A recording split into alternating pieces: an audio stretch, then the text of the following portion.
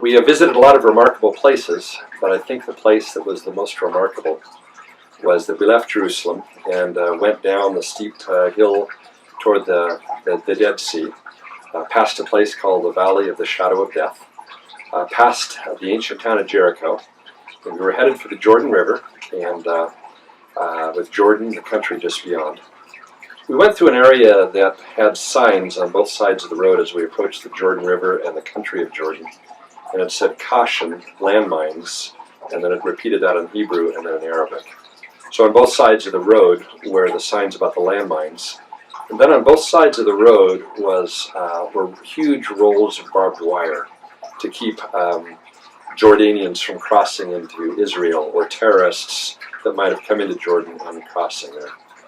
Finally, we came down to within about 100 yards of the Jordan River, to the place where John the Baptist did the baptizing.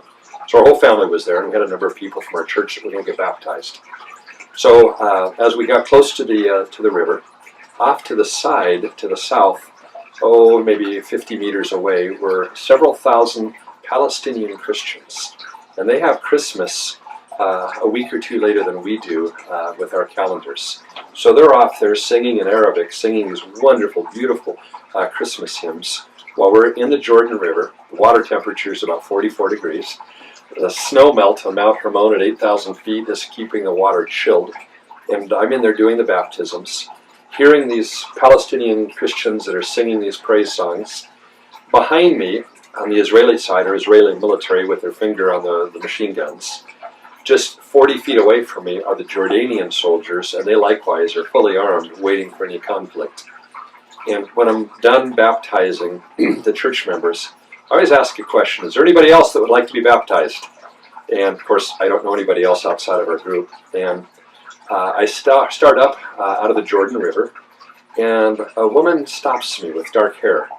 And she says, "Would you baptize me?" And I'm looking and I'm trying to think the color of her hair. She's probably Orthodox. I don't know if she's Greek Orthodox or what background. But I said, "Well, do you have a priest here?" And she goes, "No. Please, would you baptize me?" And I said, "Well, what is your name?" And she said, "My name is Anna Israelana, and I would like you to baptize me." And she had several photographers around her. And I said, "Well, I need to tell you about what baptism is. It's about Jesus." And I talked to her briefly about Jesus. And then I said, "Would you like to be baptized?" And she said, "Yes." So we went down into the water together. This woman that I'd never met before, my family is all watching. The Israeli soldiers here, the Jordanian soldiers there. And I say, "In the name of the Father, and the Son, and the Holy Spirit, I baptize you." And in the name of the Father, Son. And I'm noticing the sound of the Christian Arab population that's singing, the Jordanian soldiers behind me. And I still don't know to this day why, but there was something that was happening that the Israeli soldiers began to weep. And as I baptized Anna and brought her back up, the radiance, the joy in her face was, and I can't describe what it was like to be in the mix of all those people, all those nations, all that conflict, with this crown of sadness and the joy of Anna. And I found out that she was a photojournalist who was Armenian, but who lived in Moscow. And she has become a family friend since that time.